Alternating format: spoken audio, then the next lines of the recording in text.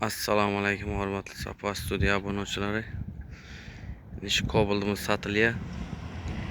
Yılı 2018. Maşin, tayar maşin. Metan var. Şina balonlar hem taze koyulun.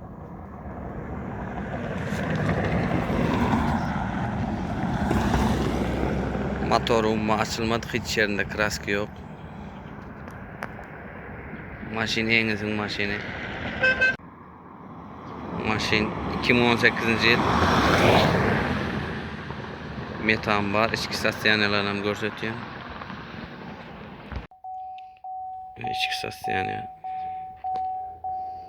Mekanik.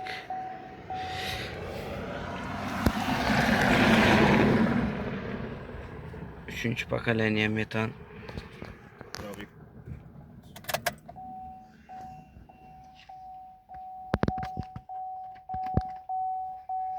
Maşin 179.000 kilometre yoran.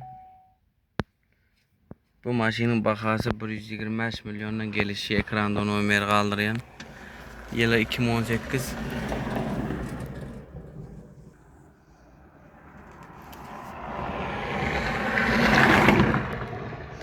Motor açılmadık, 179.000 kilometre yoran. Yetmedik pulunuza bir ay, bir yarım ay, 2 ay kütüp veriyor Xuda kalasa.